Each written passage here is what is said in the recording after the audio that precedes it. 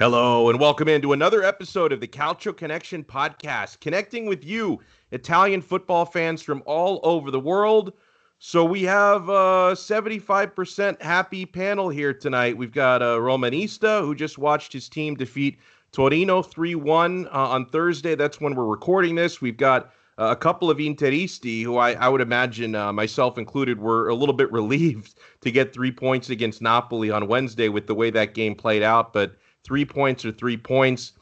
I'm Alex Donno, alongside, as always, before we introduce our special guests, let me introduce my co-host, Jerry Mancini. And Jerry, I know it's frustrating, Lazio, a loss this past weekend to Verona, a tough 1-1 result against Benevento, despite Ciro Immobile scoring one of the goals of the week. That was a sick volley that he put in there. But you going to be all right, Jerry? I mean, you guys are trying to claw your way back in a Champions League position, but it's not going so well right now. You know what? I'm very disappointed, and this all could have been avoided had Inzaghi just did one thing and one thing only: squad rotation. And I know that Claudio Lotito can be known for being very cheap and not wanting to spend money, but when you brought in 7 or 8 players, and I'll give the exclusion of Mohamed Fades and Fidat Mariki because they haven't been healthy. Fades was being used before, but now he's got an injury. He's out for 30 days. Mariki had COVID, and I think a lot of people forget that when players get COVID, they're not the same player when they come back. It takes an effect on their body, and the physique, everything around that can really affect the player long term. And in such a condensed schedule, it's not the same thing. But regardless, there are players on the bench that Inzaghi has has avoided to use. Akpro has shown good signs to come in the midfield. We have Andrea Pereira. Wesley Hoot's been maybe the only player he's been confident in using. And I hate when people say that, well, they're Serie B players, and there's a reason why Inzaghi doesn't use them because they're not Serie A caliber players. I get it, but at the beginning, when the players were brought, Inzaghi was happy, and he said, Claudio Lotito and Tade delivered the players I wanted. They did everything they had to do for me, and now I need to deliver the results on the field. So you say all that, and you're not bringing players on the field when they're there. Why are you bringing in Francesco Acerbi last Saturday, who's played every single minute, and it was reported that he was going to take a needed break? And you got Nicolo Armini from the Primavera, who doesn't start. And I know before the start of the game, he didn't want to use Wesley Hoot on the right side. And at first I thought it was a good idea. Okay, you bring in Parolo. Hoot's not a left-footed player, and he plays on. He doesn't want him on the right. So he didn't want 3 left-footed players playing. All of a sudden, he comes into the game to replace Acerbi, who is injured. I don't get that. I thought it was a bad idea not to have a left-footed player on the right side. But now looking forward, I think that was a bad decision. And I know it's always easier in hindsight, but you rather have a guy like Hoot on the right side than a guy like Parolo. You take out Acerbi, you start him. You can start Armini there in center back, get some experience. You leave Radu on the left, but to bring in Acerbi and say that you don't have players to fill these gaps, and look on Tuesday, Luis Alberto played with only 30 minutes of training, and we have Andrea Pereira sitting on the bench. Why? And then people say, well, we don't have players, we don't have the depth, we didn't buy players. They're on the bench. You don't have to use Pereira every single game. You don't have to use all these guys every game, but you use them sparingly so these players can get a break. I'm only waiting until Correa, Savage, and Immobile freaking go broken. They break down. And apparently today in training, they had a practice match, and Sergei Milinkovic-Savic didn't practice for it today. Yeah. So he did the whole drills and everything, but then he left before the actual scrimmage. So I think Inzaghi has done a great job in 4 years. I don't want to bash the guy down. I've always backed him up, and I think this is a guy who can turn things around, if anything. He's shown the desire to always change the script like he did in recent seasons. If this guy can learn to do squad rotation. I think he can be one of the best managers in the league. And but you better run fast because you have like 2 more. I mean, not more than 2, I don't think, but 2 more games in Champions League coming up. So he's got to learn.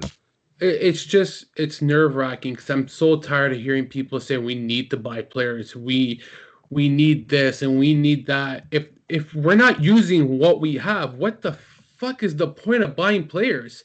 And it goes for any team. I'm sorry, man. Like even Inter, you got Christian Eriksen sitting on the bench and fucking let's not play him for X amount of games. I don't like the guy either, but let's just say I don't like him. I don't like him. I fucking hate his attitude. I hate his attitude. Mario. Fuck Mario, you're gonna piss me off tonight, man. You know, this is gonna be a different side of me tonight. Hold on. Before we get Jerry going off, hold on, Jerry. Before we get Jerry going off on the Eriksen rant, and I have a feeling this episode is going to be like a therapy session for Jerry. And I think there are a lot of Calcio fans that need therapy. Like the midweek rounds this week were really weird. You had Juventus dropping points, Milan dropping points, Jerry's Lazio dropping points. A lot of Napoli fans listen to us. They drop points this week. But we do have a couple of panelists on teams who didn't drop points. Let's introduce our good friend Steve Sciavillo from Chiesa di Totti. And Steve's team, the most recent victor. Obviously, Torino is just having an awful, awful time this year. I think they're going to end up getting relegated. But taking care of business, Steve's side gets the 3-1 victory over Torino. Steve Sciavillo, how you doing, man? Thanks for joining us. Doing well. It was, wacky midweek fixtures for sure, but I mean, you and I and Mario can be happy about it because of the top 10. I think our 2 teams were the only 2 that take maximum points. So I don't envy Jerry right now.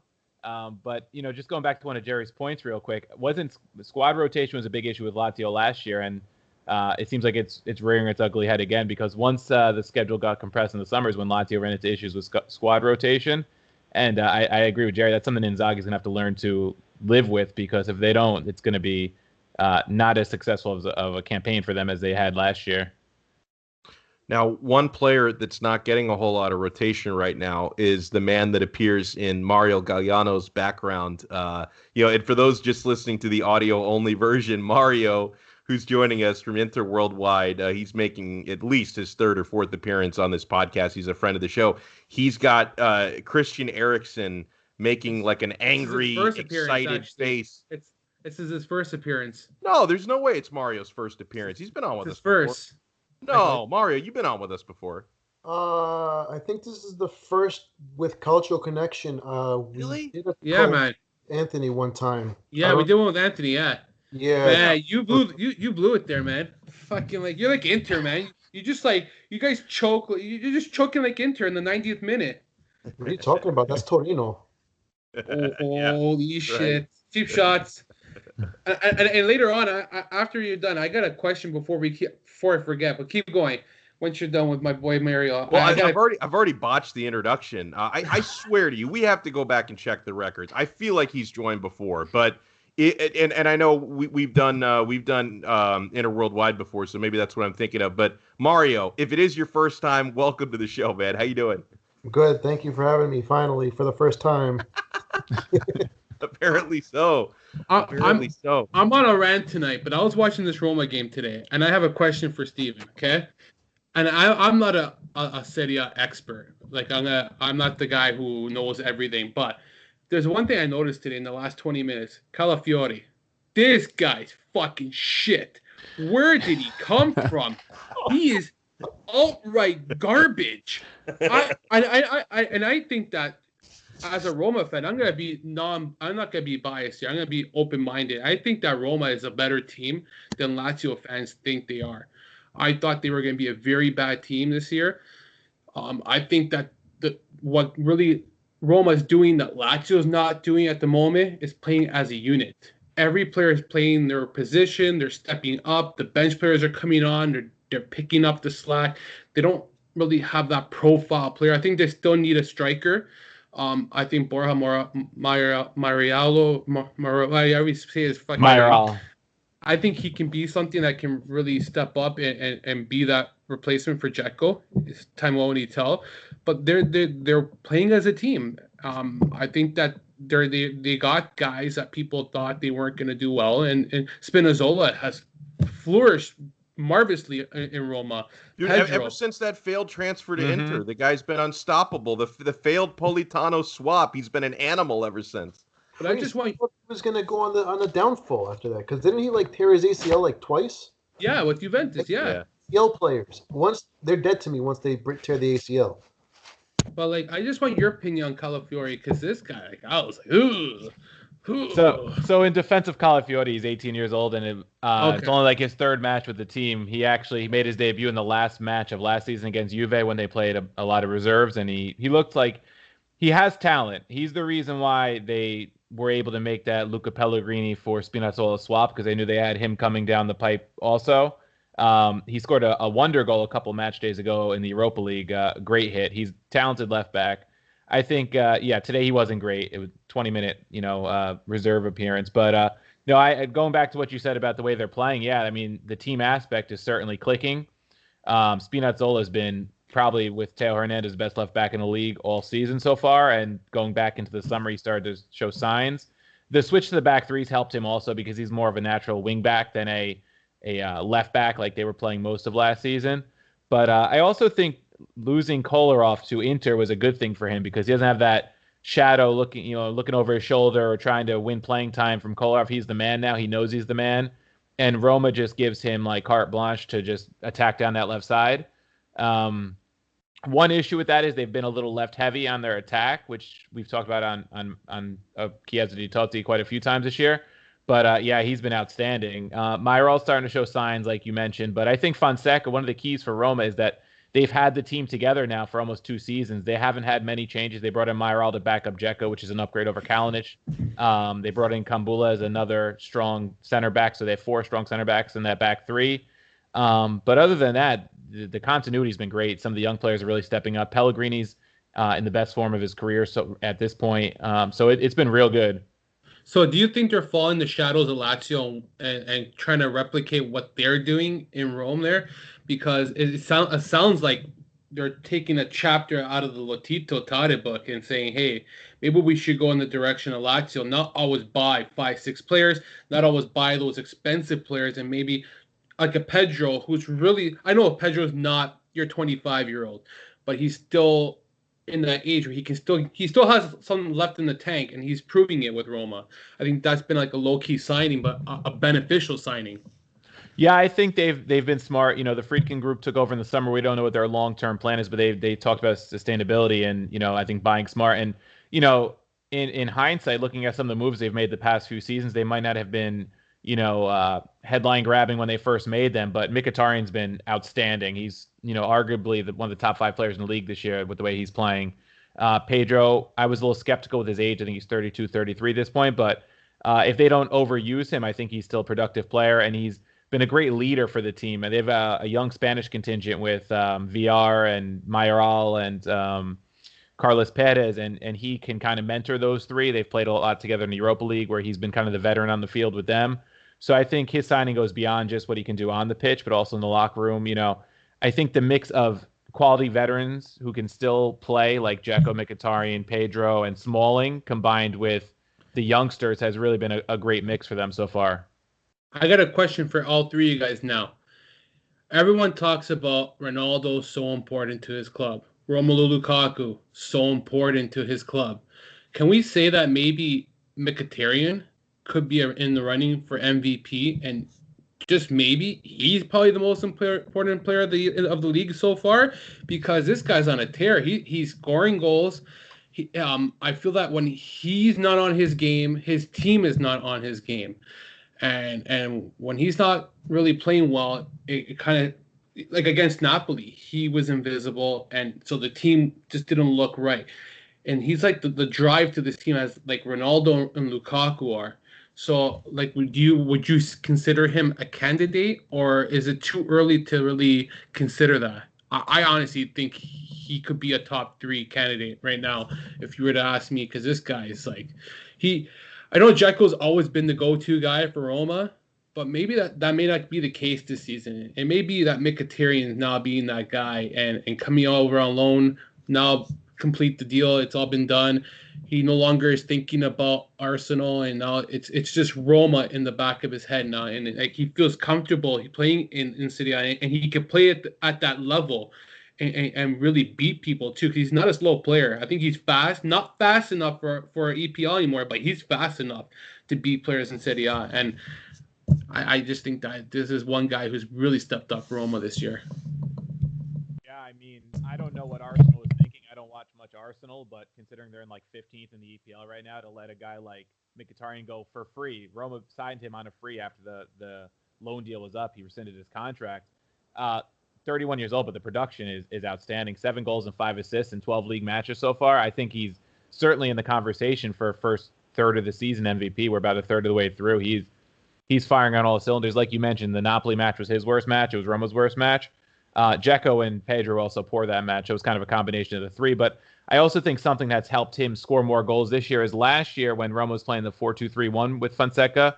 That was the system he brought with him from Shakhtar. Mkhitaryan would be the guy kind of shoved out wide left a lot of the time when he was healthy to accommodate Pellegrini in the middle. And now Pellegrini has slotted deeper or played alongside Mkhitaryan in the 3-4-2-1. And I think that's done wonders for him, too, because he could use his creativity a lot more, his goal-scoring ability a lot more. I think that's been a huge move by Fonseca, who was called rigid by a lot of people, sticking to his 4-2-3-1. He's changed, and Roma hasn't looked back since. Dude, it's funny with Mkhitaryan because he was getting, during his late years in Premier League with Manchester United and with Arsenal, like, he was taking so much shit and banter from Premier League fans. And we've seen a number of players, and they always seem to wind up at Roma or Inter, who were just eating so much shit in the Premier League. Smalling and Mkhitaryan come to mind, Alexis Sanchez and even Lukaku. I mean, I think Lukaku was held to a super high standard at Manchester United, but and Ashley Young is another guy who's not been as good so far this season as he was after January last season, but he was, laughed at by Premier League fans. And you have to kind of wonder, like, just I guess the change of scenery really, really did them well. But yeah, I think, Jerry, that's actually a really good shout by you, because when you first mentioned Mkhitaryan and Serie A MVP, like I shrugged for a second, but I thought you made a good argument. And I give Roma credit because they've been really balanced and their midfield has been incredible, but he's certainly been their best piece so far. What do you think about all that MVP conversation, Mario? I think a lot of it has to do with because these players, they come from, like Mkhitaryan, he came from Dortmund to the Premier League, and now in Italy where he's thriving once again. I feel like it's the tactical sense of it, because how many times have you seen it where a player comes from Premier League? Ashley Young, I think Eriksson has said it, Lukaku, they all say the same thing. It's more tactical, you learn more, the training's more intense than all these other teams that they've played with. So for that, it can only benefit these players. They're coming from the Premier League where, yeah, it's fast-paced, you have the best players, whatever, but personally, they don't take their career to the next level, it seems, because the coaches or whatever is holding them back, because there's such a type A mentality, like in the coaches and all that, where like we have to be fast, physical, long balls, or you have to be that type of player, fit that type of system for whatever. And then you see all these players come to Italy, then it's like, oh my God, these guys are so good. What happened? This and that. I'm like, the coaches know how to get the best of the players, and they learn how to play a completely new type of game where you're actually playing and learning at the same time. So it's just crazy how, like, Lukaku, like Alex said, he was up here at Manchester United and he might have performed, like a little bit further down. But I don't think the coaches used him right. I don't think they believed in him. The fans hated him. So on top of that, it's like, what are you going to do? You can't win. So until you find the new scenery, which he came to Inter, and now he's one of the best strikers in the world. They're putting him he's putting himself in the top 5, which you have to, because it's like, who's better than him? Lewandowski and maybe, I don't know, I can't even think of another person that's better than him. Well, I think Zlatan would say Zlatan, but Zlatan, I still he's in there. He's in that conversation. He's in contention, but he's hurt, so temporarily Lukaku goes ahead. Jerry, did you have any other thought on this? And then I want to move on to the Inter Napoli match. No, one thing I'll say, and Steven, I like what you brought up about the whole tactic thing about Fonseca. I never knew that about his formation and how he switched to a three back. Like I've heard it on podcasts and like how he's went to a three back, but I really, if I didn't hear it from a podcast, I would never have known that he went from a four back to a three back. These are things I'm still trying to identify when I watch games because I don't really notice when things, unless it's my team, I can understand because I know how my team plays. But I'm watching other teams. Sometimes it's so hard to break down and everything's happening so fast. But that's a good shout, man. And you know what? I think that may have been the saving grace for Fonseca's job. And when you really look back at the end of this, at the end of the season, when you look back and you say, well, what really changed Roma's season? I think that may just have been the saving grace, and I like that by Fonseca, and I think a lot of managers should start keeping that in mind, that he's playing to his players' advantages, their strengths. He was very stubborn at the beginning, always playing his system, and then the results weren't coming, and I would say, and I think this started probably last year, going into the end, and how everything just melted down against Sciavillo, and they just got manhandled. And I, in my opinion, I think that at that point, and I could be wrong, at that point he said, okay, we need a change here, or else it's not going to work. And he probably saw that certain players weren't fitting his mold. They were frustrated, you can tell, as they were being subbed off. And so now he's got two formations that he alters and benefits players left, right, and center. And now they're very much hard to predict because you don't know what kind of system he'll go out with, how he's going to employ. A lot of managers are so one formation based and one minded.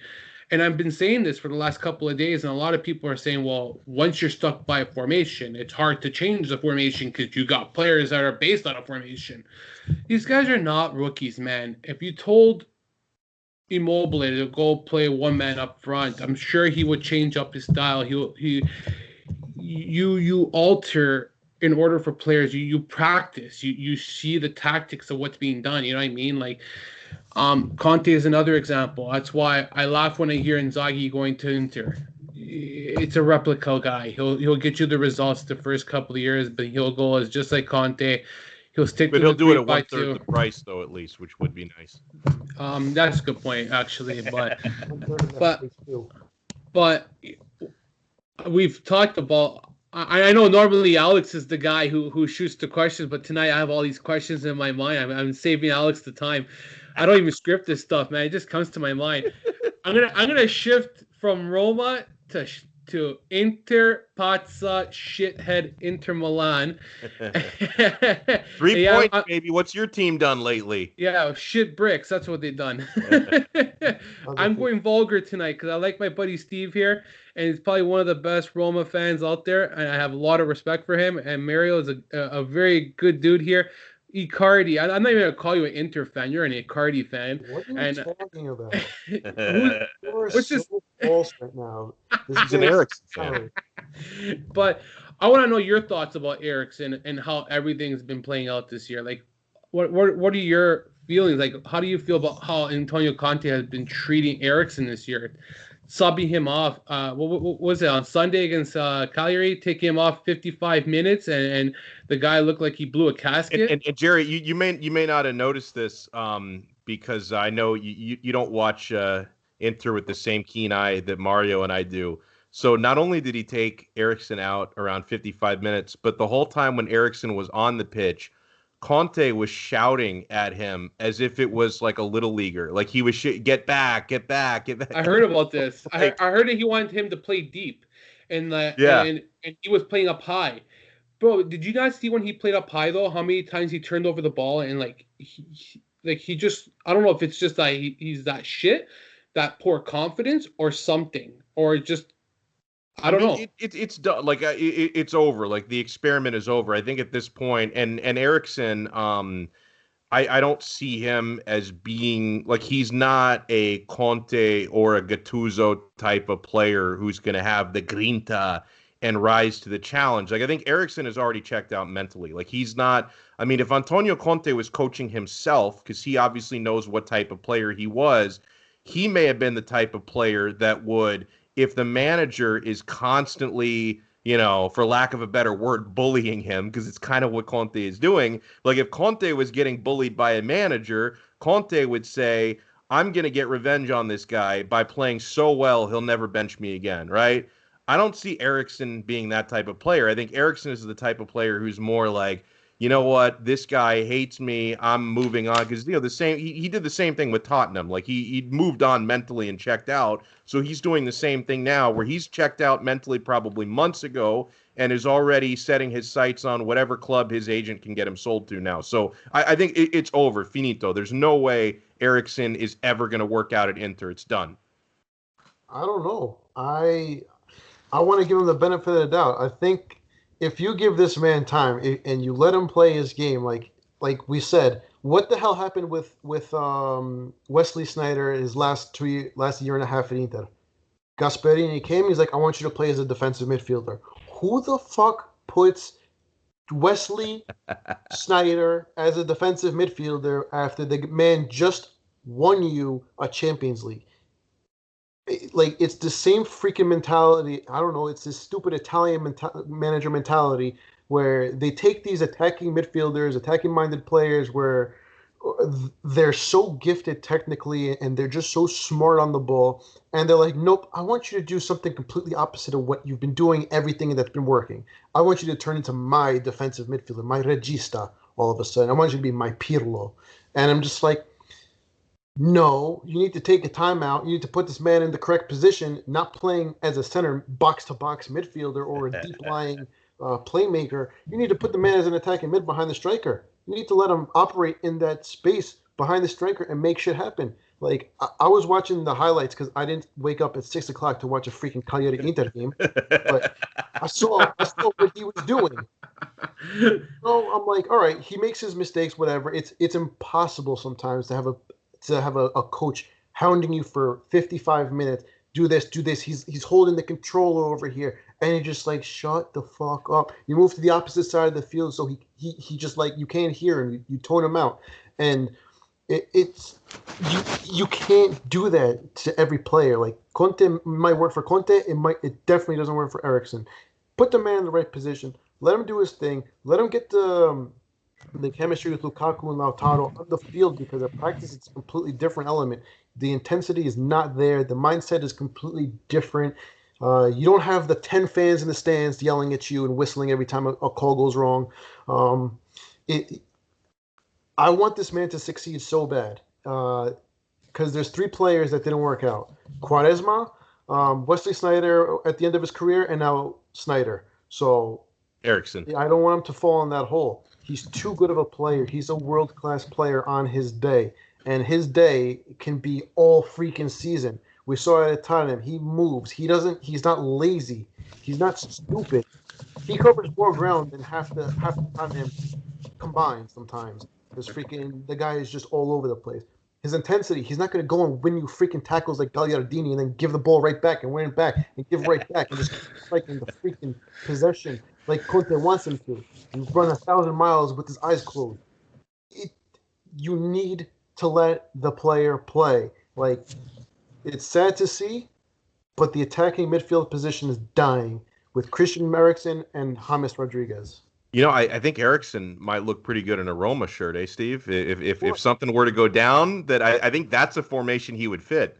Yeah, and I think before he went to Tottenham, he was actually linked with Roma when he was young, and then he ended up going to Tottenham. But he's the type of player that if he's in the right system with like a Fonseca who's playing him next to a Mkhitaryan or a system like that, he would thrive because he is a quality, he's a gifted player. I think the thing as I listen to you guys talk, you guys watch Inter every week. Obviously, I watch him on occasion. It's just like the Conte way of doing things. It seems like Gagliardini went from a dead man on Inter's bench to now he's playing every match. Darmian all of a sudden is getting starts. It's just. I think you made a great point where he likes those guys who are like him, who will run through walls. I sung his high praises when he was the Italy coach because he did a lot with a team that wasn't very good. But you look at the players in that team, same same mentality. Like, the best player on the team was probably De Rossi at the time in the midfield, but you had Giaccherini, you had Eder, you had Graziano Pele. These guys weren't quality players. He just finds guys who will run through walls for him for the most part. And I think he's trying to do the same thing now, but by doing that, he's alienating players like Eriksen. You see Hakimi getting pushed to the bench by Darmian some matches. So it's certainly interesting to see.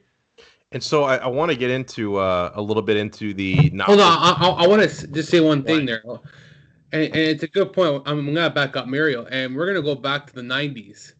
Siniša Mihajlović. Yeah. And Mihajlović played for Roma, and Carlo Manzoni put him as a defender, as a center back, and it was the worst 2 years of his life. They put him in a position he never ever played, and up to that point, he was one of the best players. I think he was playing as a I want to say as a left wing, if I'm not mistaken, or as a midfielder.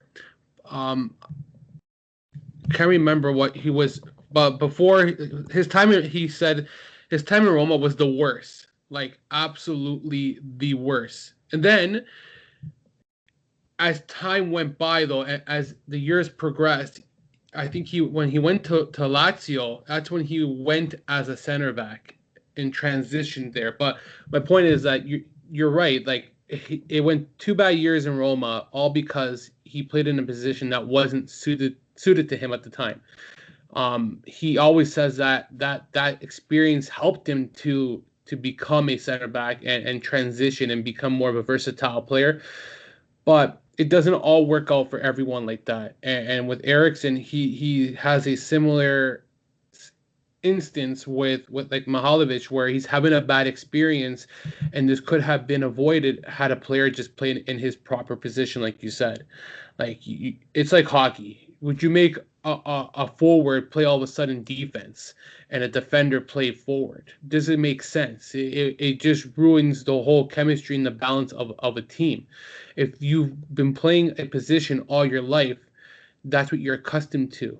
And I'll go back to Fonseca, how he's been able to help, like a guy like Mkhitaryan, you were saying, and changing the formation up and understanding, being open-minded. And I don't know if it's just an Italian thing, where these Italian managers are so stubborn, like at home, where they're just stuck to one way. Like my father, tell my father to not cut the grass twice. My dad cuts the grass twice every time.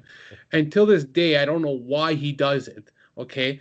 And if you tell him do it once, he'll smack me across the face and be like, he'll literally smack me across the face and be like, hey, shut up. You gotta cut between the lines the second time because you missed it the first time. And it's like, that's that how you makes sense. I think he's onto something there.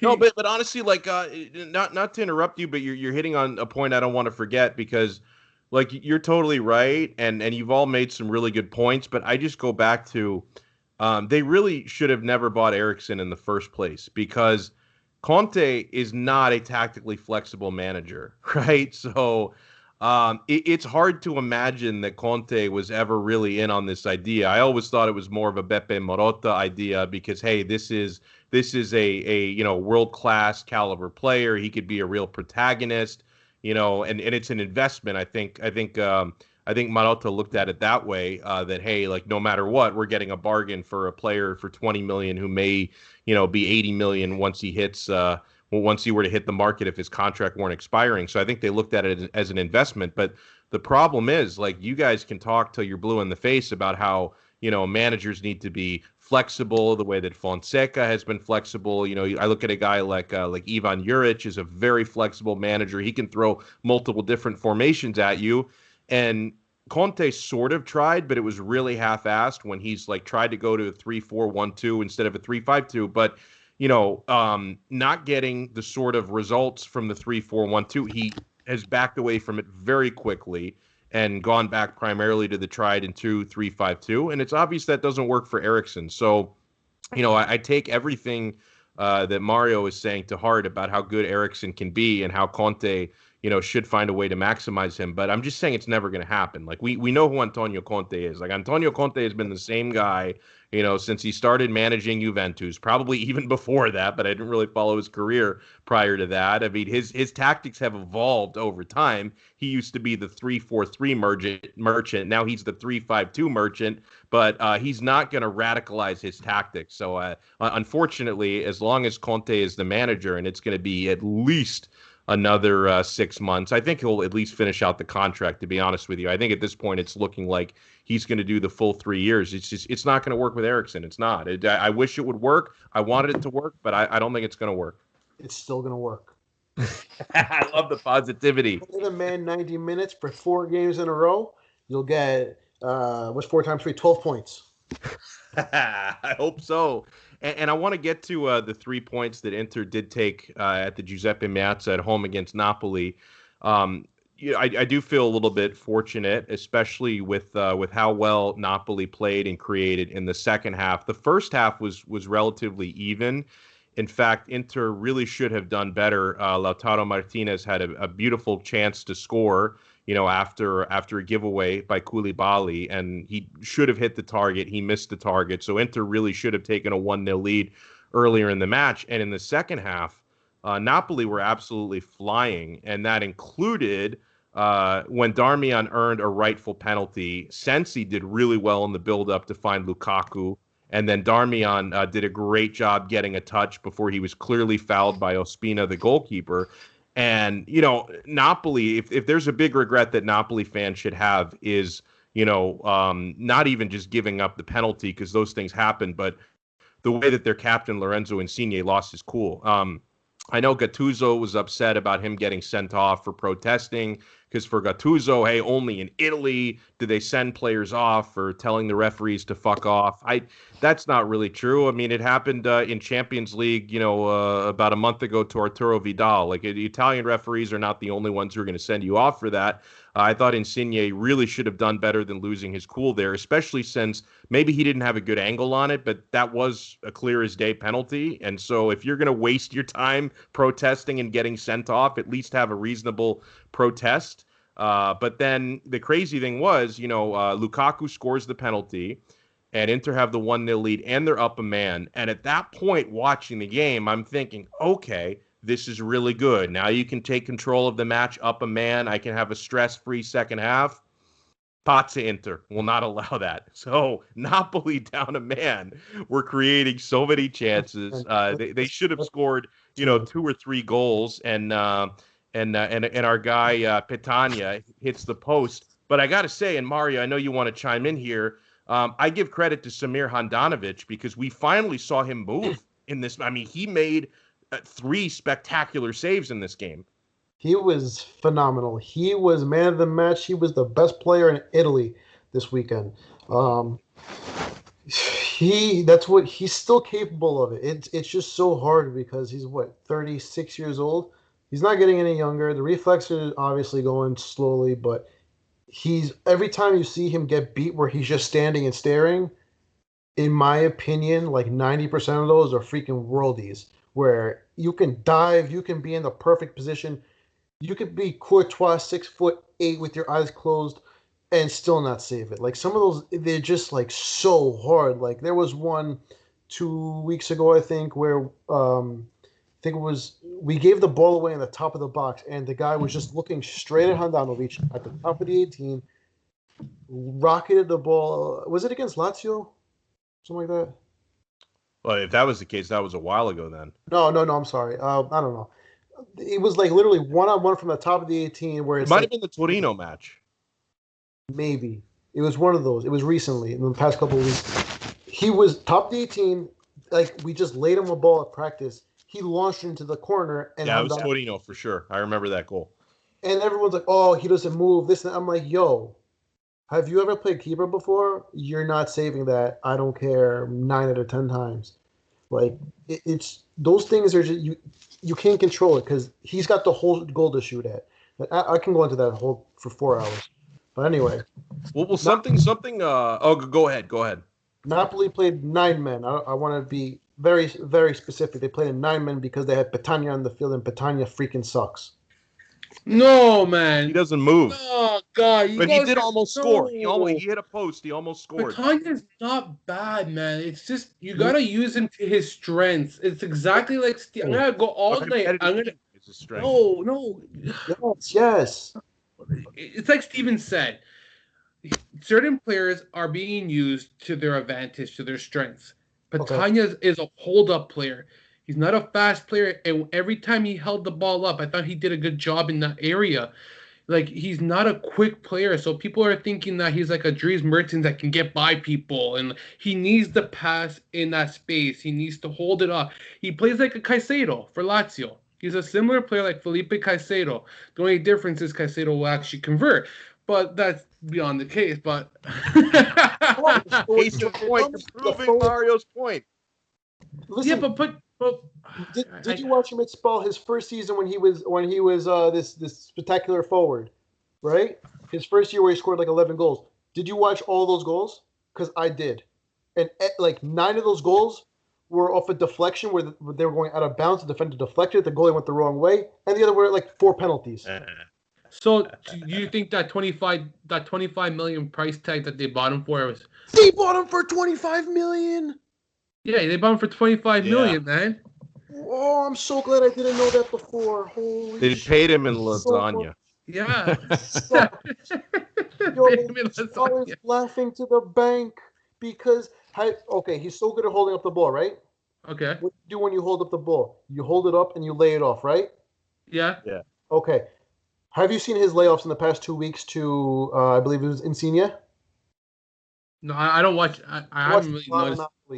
He would take the ball down, a ball rolling on the floor perfectly in front of him. He lays it off, but he doesn't lay it off. He beams it at Insigne's waist, and Insigne has to basically volley a shot that should be laid perfectly on the floor with zero pressure. And he puts it wide, and you're all like, oh, Insigne's wasted this magical chance that Petagna set him up for. I'm like, yo, the ball was at his freaking waistline. That's not a good layoff. If he's a hold-up forward, that ball comes down, it's laid on the floor, and Insigne places it perfectly. But no, every freaking time this guy holds the ball up and lays it off, it's like he beams it at their forehead, like, here, fucking control it, like it's impossible. No, that's a good point you say that. Not just Petagna. I noticed this in the game yesterday. I want your guys' opinion. Even the announcers called it out. What the F is the point of like when a pass? Once you give a player a pass, not rifle a shot pass to players. Yeah. Like that blows my mind. Where there's a player within a distance and they shoot the ball at them. And credit to these players, how their touch is amazing. I don't know anybody off the top of my head personally. I should have wrote it down yesterday, but I've seen in that Napoli Inter game at least 7 or 8 passes that were beamers, and I'd say Inter a lot. Where a lot of beamer passes, and credit to the players just able to control the ball and not like lose control, because like, especially when you're not being pressured, just make the easy pass. Like, I don't understand like why they get so nervous, but you know what? It's early days for Petagna with Napoli. I know you don't like him. I always like to give everybody the benefit of the doubt in their first year, and then after the first year, I kind of give a fair assessment. Maybe let's hear. Hold on, we heard our take. What about you, Steve? What are your thoughts on Mr. Petagna? I mean, I don't know if he's necessarily worth the 25 million they paid for him. I think he fit well at a club like Spal just because that was the kind of forward a team like that needs to hold up play and get back some possession because they're usually getting overrun. I think he's a serviceable second striker.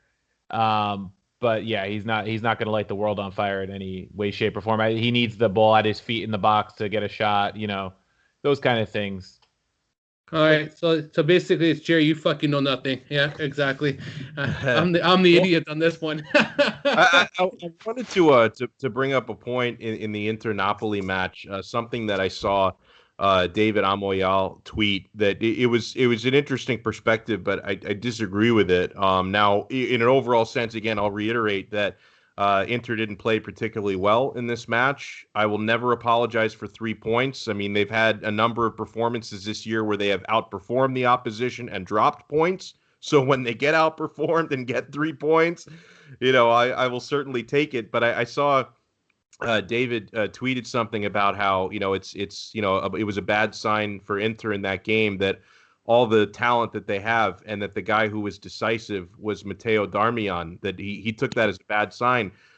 Honestly, guys, I see it the opposite way, okay? Because over and over and over again this year, Inter had been bailed out on so many occasions by Romelu Lukaku and Nicolo Barella. It's rinse and repeat. Anytime you need salvaging, you're in a draw late in the match and you need a game winner, or you're down 1-0 in a match and then Barella is going to score a huge goal to bail you out. It's always those same 2 players, where Lautaro Martinez has been very inconsistent this year. He's not really done enough for Inter, in my opinion. Samir Handanovic has had some clunkers this year. He did step up and was the man of the match in this Napoli game.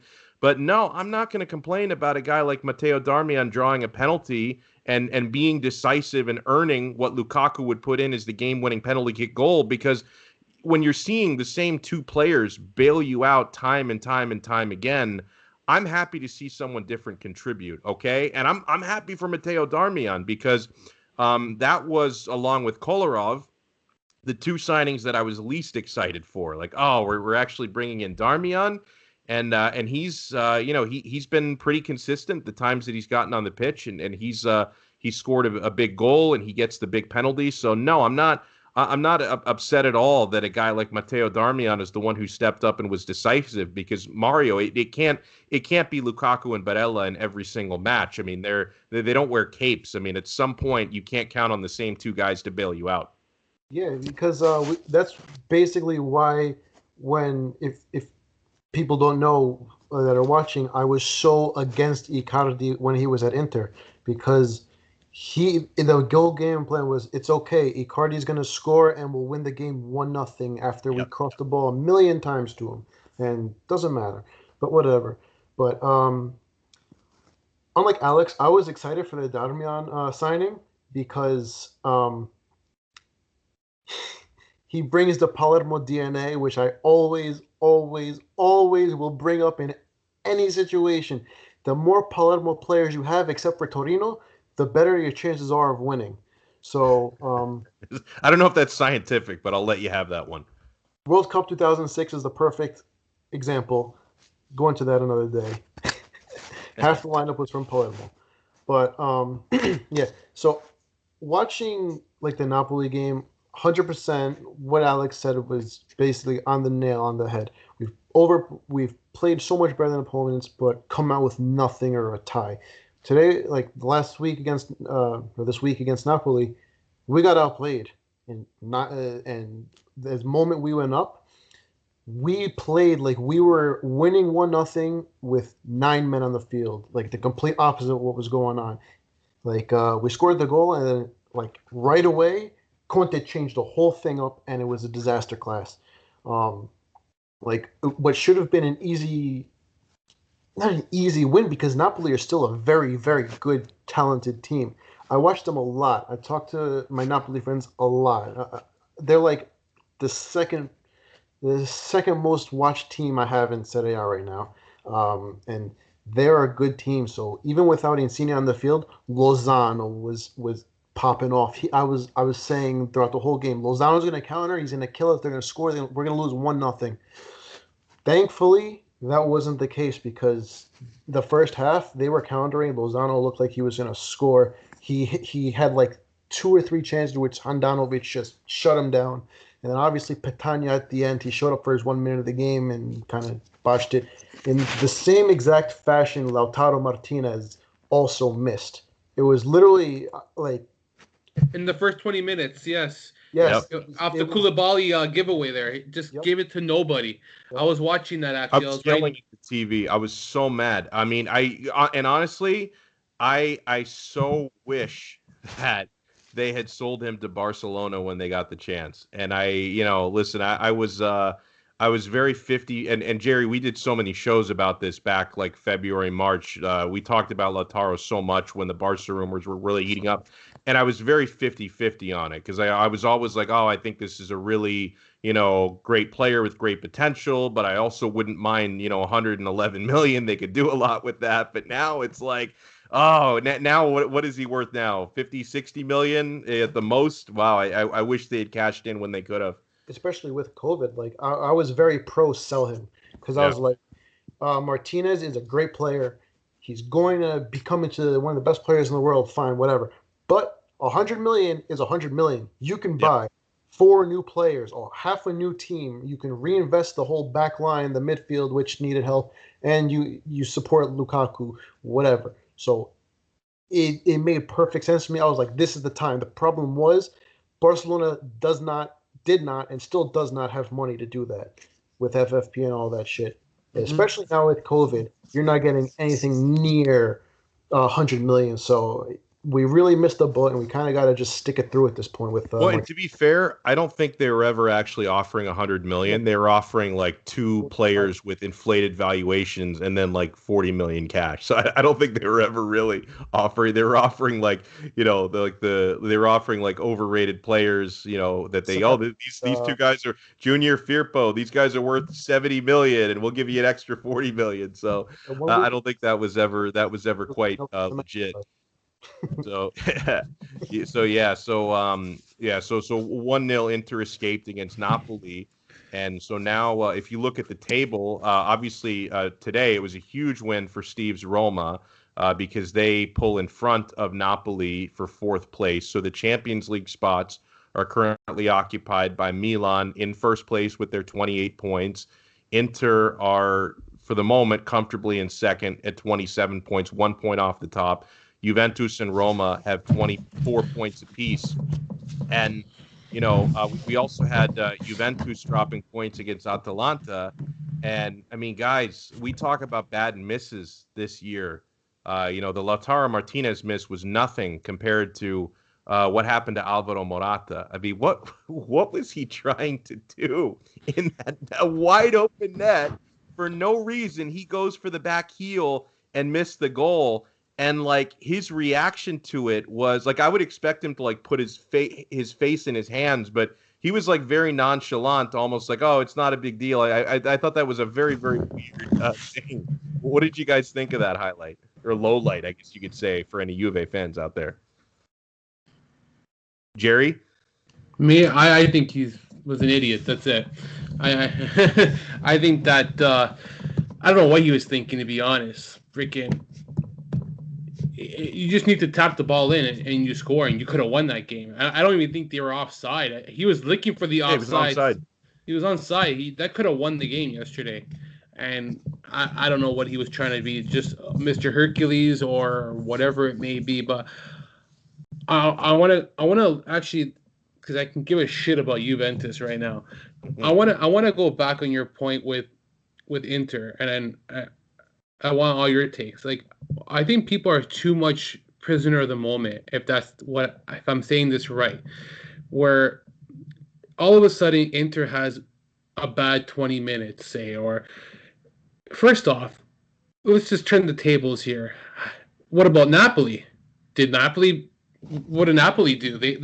They're supposed to be known with all this depth, and we got this Insigne, we got this Mertens, we got this Koulibaly in the back end. We brought your boy Patania. Well, to be fair, Mertens got hurt early in the game. Fair enough. Yeah, you know what? That's fine. That's fine. That's a good point.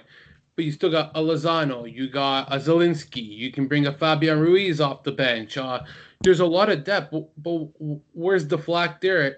It contradicts itself because, yeah, Inter didn't have the best match. But Napoli didn't have the best match either because they weren't clinical enough. Yeah, they had chances. They didn't bury them. So at the end of the day, it can be vice versa and say, well, maybe all of a sudden Napoli brings all these players in. Well, how come they didn't score? How come they didn't win? I just don't agree with that statement. And you're right, man. Like, Inter figured a way out to win this game. And I think that a lot of people are undermining of what Conte has done this year. Yeah, Champions League didn't go as planned, but I don't think their Serie A has been as bad as people are thinking. COVID cases have happened. Like, people forget, and this even goes for like Roma too. Going back to last year into this year, Roma's another prime example where they've dealt with so many injuries. I think they're the most injury-prone team in all of Serie A. And you got Inter, who's been hit by COVID. To Lazio, who's been hit by COVID. To Napoli, who's been hit by COVID too. Like, there's just so many factors that I don't agree that one team is bad and one team is good. I think that everyone's in the same bubble that is in the European competition. I think teams who are not in the European competition are in an exclusive bubble where they're very fortunate because they're only playing once a week, so they can overcome these issues. They don't have to worry about playing midweek, and they can really focus better. So I think that all our clubs in general, Juventus is another one. It's not a normal Serie A season. So that's why on Twitter, I don't like calling out teams and saying, well, Inter looks really bad this year. And I do go on the fence about Milan a lot. I'm still on the verdict of them. I'm not 100% confident in them. I think that is going to drop. There's going to be a moment where people are going to be like, oh, wow, Milan wasn't that good. And they were never projected to be that good at a top first place. But I do believe that I was wrong, that they are top four potential. That I do agree now. But yeah, it's just it's a different season. Like, who knows what the effects are on these players of COVID and how they are reacting? Like, yeah, they're still playing and they return, but we don't know how they're really feeling on the field, if they're able to play at that level. There's just so many factors. So I think that both sides didn't look at their best yesterday, and to defense too. Like, I know Inter's out of the competition now, but you can look at that when it comes to January, February, March, not now. Because right now, they still were in the competition and still were playing all those games. So even though people say, oh, they're no longer in Champions League, they were still there, though, playing yeah, up they until now. played 6 games like everybody else. Yeah, so it's that's bullshit to me. So I think that Inter has done a great job with their transfer market. I don't think it's been bad. Darmian, who cares? Darmian's the guy stepping up in replace of Hakimi. That's good. Who cares if it didn't cost him 40 million? You want your new addition players to be stepping up. You want Darmian to do that job if Hakimi's struggling right now. And you want Hakimi to come in if Darmian's struggling. Those are things that Conte is getting right. And another thing is the reason why Hakimi, like I heard on the announcer yesterday, well, how come Hakimi didn't start today? This guy's younger. He should be playing. Well, he just came off an injury. Like, you can't use him. He's hurt. Get your facts together, Gary Brittles. Fucking idiot. I hate that guy so much. I hate that guy. I'm done ranting, man, because I will defend. I'm not a Roma fan. I don't care. Like, I'm not a fan of Roma, but I'll defend them to the point where they deserve credit. And this season, they deserve credit. And yeah, no Lazio fan's going to go off the record and say, oh, Roma's doing something good this year. I think that they finally got the right direction, the right ownership, the right philosophy, the right vision, and I think they're the future of Serie A. They got the pieces in place. There's something that they're building there. Like I said at the beginning of the year, had you asked me, I thought Roma was a ninth place team. Now looking forward, maybe they're not a ninth place team. Maybe they got that team like Lazio does, where they got those players who can step up, hidden gems like who cost 9 million and are worth 50 million. And as for Inter, I still think they're going to win the Scudetto. That's just my opinion. I think the Juventus reign comes to an end. You never count them out, I agree, but they're just not the same team. They lack a midfielder. They need an attacking midfielder. If they can get that attacking, creative midfielder, that team is the best team in the league. Well, I wanted to let me just make one more point off your point, and then I want to get Steve's take on something with Roma. To what you're saying, Jerry, about prisoner of their moment stuff with Inter. I think that obviously as an Interista, I tend to have kind of an us against the world mentality, but I'm going to try to keep this objective here. I think that, when the media are evaluating certain clubs, you hold certain clubs based on a different standard depending on their payroll, how highly their coach is paid, the expectations coming in. Like the example I'll give to you is you look at Milan's recent form, for example, okay? They've dropped points in their last two games, but they came from behind and avoided losing in both of those games with late goals. And so the way that that gets covered, keeping in mind Milan is a team that for a number of consecutive years has missed out on Champions League and underperformed. They've had multiple, crises in recent years, and they've been a huge surprise. Like in a positive way, they've been a surprise. They're at top of the table. They haven't lost a Serie A match since before the COVID lockdown.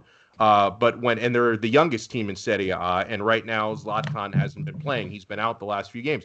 So when Milan is coming from behind to salvage draws against teams like Genoa and Parma, who they really should have beaten, but they come from behind to salvage draws. The way that I see that get covered is Milan gets praised for showing grit and not losing. Like, oh, this team refuses to lose. It's wonderful. They came back and avoided, dropping all 3 points in this match. But Jerry, if it were a team like Inter getting the same results, and Inter did draw with Parma 2-2 earlier this year, and the stats were virtually identical in that match compared to Milan's match. When Inter draw with Parma, because of the expectations and the payroll, that gets covered like a catastrophe. Oh my God, how is Inter dropping points to Parma? And if Inter had a week where 2 consecutive match days, they're dropping points to Parma and dropping points to Genoa, here's the way that gets covered. And I can say this with confidence because being a lifelong Inter fan, the way that it gets covered is this is a crisis. Like anytime Inter drops points, it's looked at like a crisis, okay? So if Inter had the same week that Milan just had, 2-2 draws with Parma and Genoa in the same week, that gets covered like the sky is falling, this team is awful. But when it happens to Milan, because it's a young squad who wasn't supposed to be top of the table, oh, look what they're doing to salvage points. So it's totally a difference in the expectation. But I want to shift back to Roma for a second with Steve, because Jerry was bringing up something about Roma exceeding his expectations. Steve, remind me, because I know we talked to you right before the season started. Remind me what your preseason projection was for where Roma would finish, and if that's now changed given the nice start that they've had to the year. I mean, I was always going to be optimistic at minimum because I felt like Lazio was full. That I thought Atalanta, you didn't know what you would get again. I didn't expect Milan to be up there, so that's kind of the team that's kind of snuck in. But if they don't finish top 4, I'd be disappointed after the first 12 matches. Looking at the table right now, if you told me after 12 match days they'd be level with Juve on points, I'd say sign me up in a heartbeat before the season started. Not the same Juve, obviously, that we're used to, but 4 points off the top. I'm still not completely sold on Milan. I think you made a great point that they're kind of covered almost the way like Atalanta's been covered the past few years, like as that underdog team more than the big club that they really are in name. So that's interesting because I think, and Roma's kind of the same thing where they get hammered by the media in Rome because the media in Rome is very tough on them. Where if they were dropping points like that and they were near the top of the table, it would be crisis time too. So I think that's a good point. But I think Roma has, definitely exceeded expectations, even my own in some ways. I thought, it was funny because when they played Juve, it was the second or third match of the season. They were up on Juve 2-1 and up a man, and then Ronaldo had a beautiful header to tie it. I was actually disappointed after that match, whereas before the match, if you told me 2-2 against Juve, you would have been like, wow, I'll take a 2-2 against Juve based on reputation. But I think, like you said, things adjust as the season goes on. Last year with Jerry and Lazio, nobody projected them to be anywhere near the top 4. And as the season went on, Jerry's expectations changed a little bit because they were pushing for the Scudetto at one point, and this season is different than any other because of COVID, because of, the tighter schedule.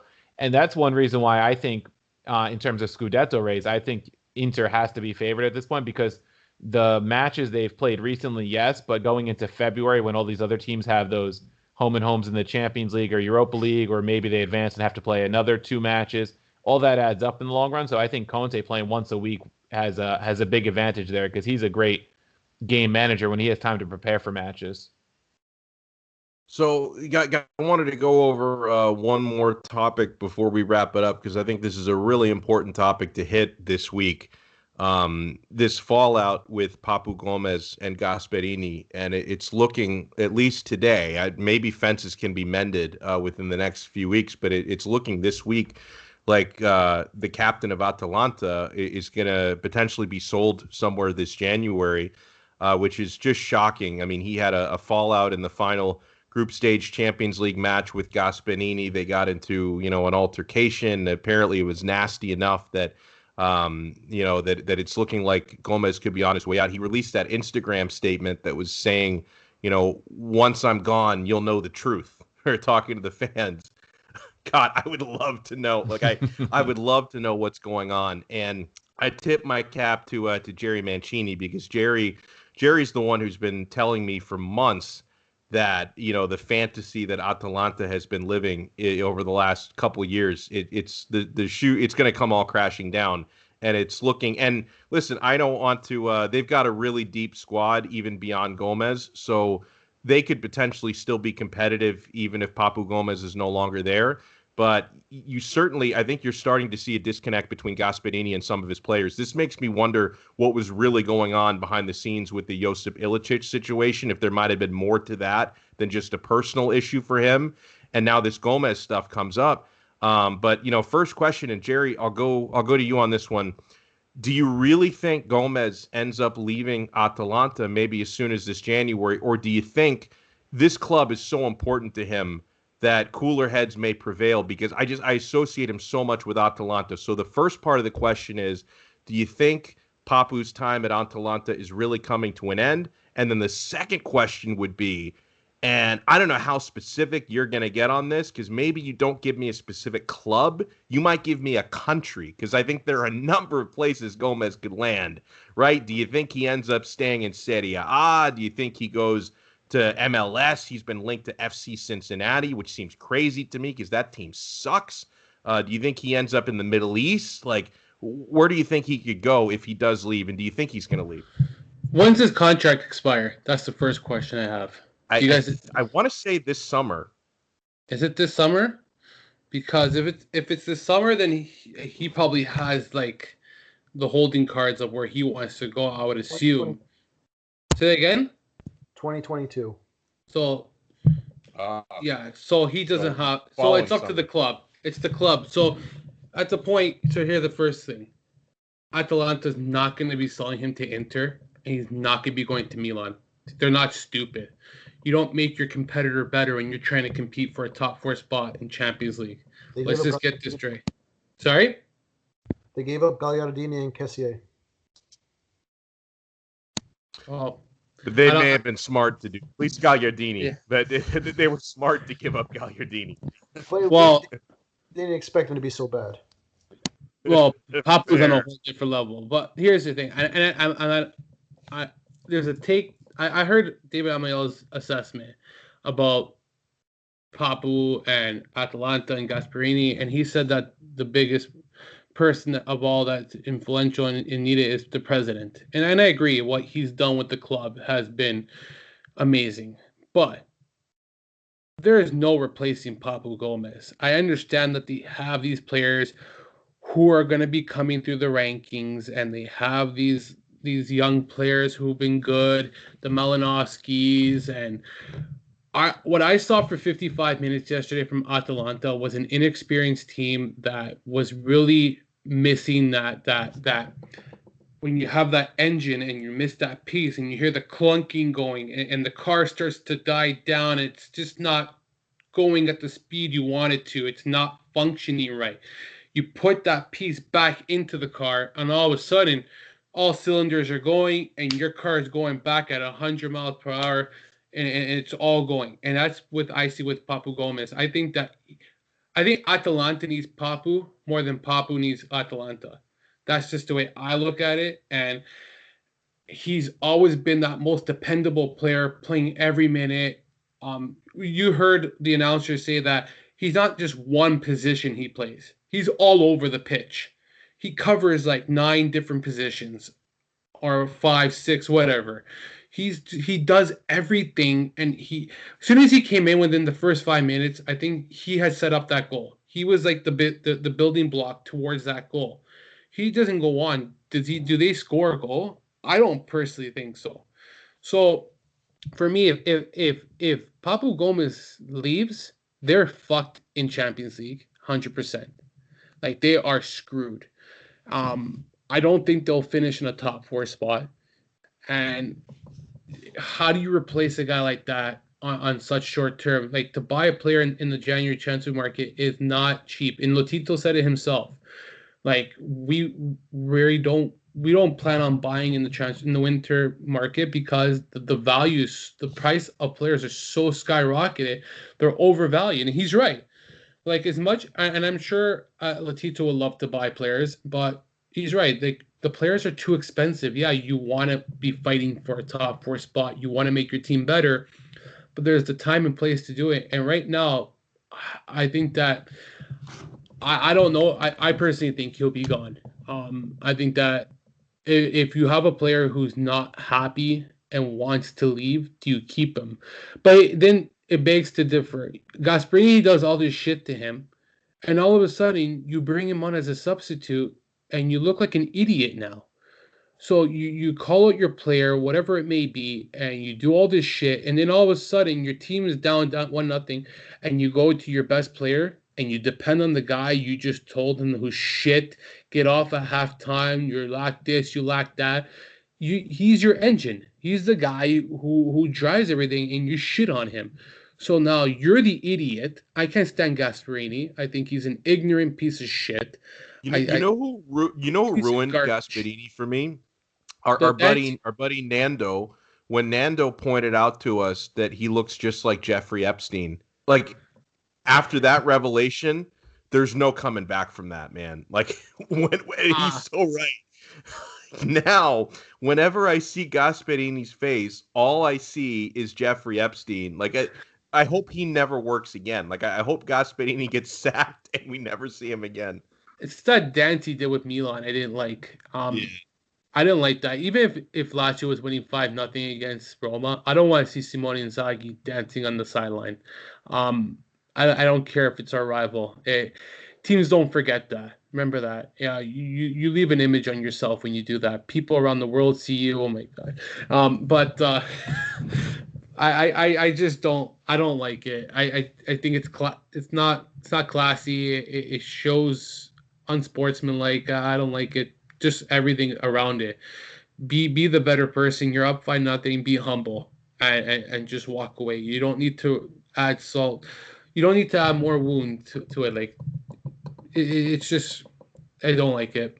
But I think he's an ignorant piece of shit, and I think karma's a bitch. And we're starting to see the mutiny starting at Atalanta, and even before like the offseason, who was it that wanted to leave? Was it Freuler who wanted to leave and didn't want to be with the team this summer, or was it Malinowski who wanted to? Ooh, there was somebody. I can't remember.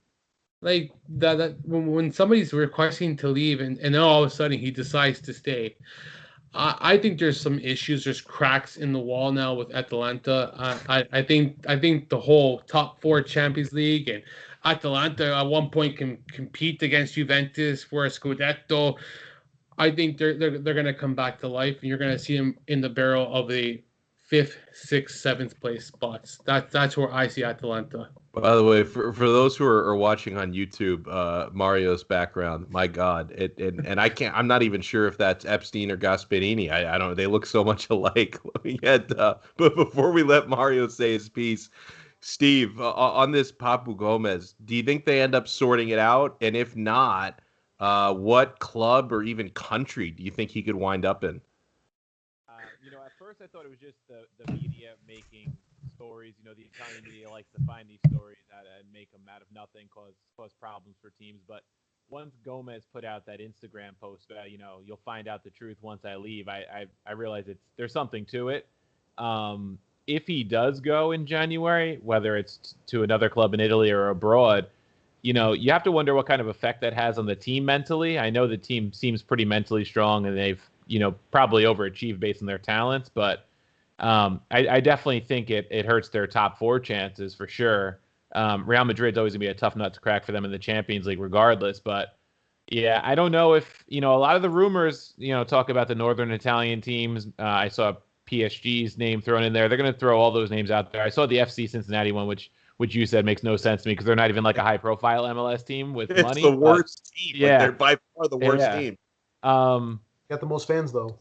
My luck, Roma plays Atalanta on Sunday, and Papu will start and be extra motivated and score 2 goals or something. But I hope he's on the bench. I hope Gasperini's dumb enough to put him on the bench again, because if he is, then more power to him, because I think it favors Roma. But I think there's a real chance he does leave, and I think if he leaves, like Jerry said, I think they'll have some problems. Even if they can, kind of replace him by committee, I don't know if they'll ever truly replace what he means to the team in the middle of the season. If it was the summer, I think it's a different story. Middle of the season makes it very tough. Very well said. I'll let Mario get the last word on this, Mr. Gasperini over there. I'll give you the last word before we wrap up this episode. Where could you see Papu end up, or does he stay? I don't know. I kind of think he stays. I feel like it's all just a charade, and at the end of the season, it's gonna all right, we're done here. It was fun while it lasted, but at the end of the day, Napoli, Atalanta, they still are in a good position in the league, Champions League, and everything, where that they need him. And if they're stupid and they want to, throw it all away, yeah, they'll leave. They'll sell him, whatever. They'll get pennies for him because, was he 33 years old or something like that?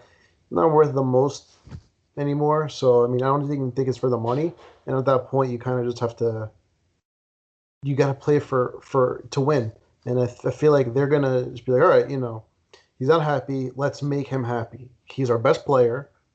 We have a lot of Epsteins on the screen right now. And, and because at the end of the day, the Champions League is where the money's at, right? You make Champions League, you get money for that. You win Champions League, you get more money for that. So if they sell Papu Gomez, they're right back where they started. They have to rebuild their whole attack around Zapata and whoever else they have, and Malinovsky, and find that piece. Because without Papu Gomez, they're lost, to say the least. Like, they're not the best team that they can be. So I feel like they're going to keep him for the sake of money and points. Because if he's going to make you more money with Champions League than he will from the transfer fee and eating his contract or whatever. So I think he stays and sticks it out. It wouldn't shock me, because again, Atalanta, obviously he and Gasperini don't get along, but I know what Atalanta means to him, and he might just decide it's the best thing for him personally to sort it out, because I know he loves his teammates and he loves the fans there. So that'll do it for this episode. A huge thanks to everyone. Steve Sciavillo, I always appreciate when we can chat with you about Roma and everything else. And Steve does a great job on the Chiesa di Totti blog. Anywhere else, Steve, you want to plug? Maybe your social media where people can find you? Yeah, so chiesaditotti.com is the website. We actually started our own Roma podcast at the beginning of this season, so it's called Across the Romaverse. It's available. You guys are awesome, by the way. I've listened before. I love it. Yeah, thank you. So we started that up. We were about 20 episodes in, close to it. So that's on all major podcast platforms. And my personal Twitter handle is @SCiavillocDT, which is SSCIAVILLOCDT. And that's where you can find all our work and our podcast and everything else. Awesome. And Mario, of course, doing big things with Interworldwide with our buddy Anthony as well. Mario, where can we find you? On Twitter, I'm Mario Sweatshirt, president of Ericsson FC. Yeah, that's pretty much it. Instagram, Mario Dowski. That's it. Very simple. And Jerry, you've been writing a lot, man. Anything you want to plug outside of the normal stuff, the Twitter handle, jmancini8, anything else you have going on? I can't keep up. I have like 9 articles pending that I haven't released yet. I completely forgot. Even the ones you have released, like it's a ton of stuff, man. I think you need some time off, bro. You're working too hard, for real. it keeps my mind off stuff. So like I just released an article that's going to come out why not selling Caicedo was a good idea by Lazio. I wrote a piece actually about Chelsea finally, about Giroud and if he will be leaving or not with the club. I don't think he'll leave. I thought at first a couple of weeks ago he would have. I think that the changes have, and I give a shout out to a good friend of mine, Mike Bonadiman, who said to me, and I thought that Timo Kai Havertz was going to be used as a number 9. That hasn't been the case with Chelsea this season. I think that's a big mistake personally, but that we can keep on going that. But just like everything that's happened in Giroud is now becoming like a very vital piece to Chelsea this season. And like again, it happened last year, it's happening this year. But those are some of the things I've been writing on. Some key takeaways from the recent loss against. Basically, I think a tie is a loss against Benevento. The last thing I'll go off is anybody who says yes, we tied the game. A tie is a loss. Let's just be realistic here. It's 1 point. If you win, I tie. I've already lost 2 points on you, so it's still there's no.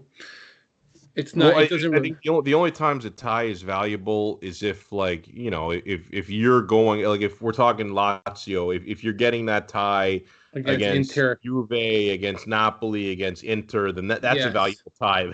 A tie against Benevento is not valuable. No, it's a loss to me, but they're not the only team in that clubhouse, so that kind of gives me a little bit of rejoice when I look at it at the end of the day. Jerry, just make sure you guys beat Milan. What is that? 2 matches away for you? Well, the thing is that I heard that Francesco Acerbi may not be playing Sunday against Napoli, so he could be rested against Milan. Thank you. So I wish that should have been the case against Verona. That's what drives me fucking insane, but I don't get it, man. You know what, man? I'm the guy behind here who just watches the game, who never understands what half these coaches go through their mind and what they think, but it is what it is. But that's all I have going on right now. All right, well, you guys can always follow me. Alex Donno is my Twitter. Donno is spelled Donno. You can catch from anywhere in the world the live shows that I do every day from 2 to 5 p.m. on Onside Radio, onsideradio.com. There's a couple of apps you can listen on, the MyTuner Radio app.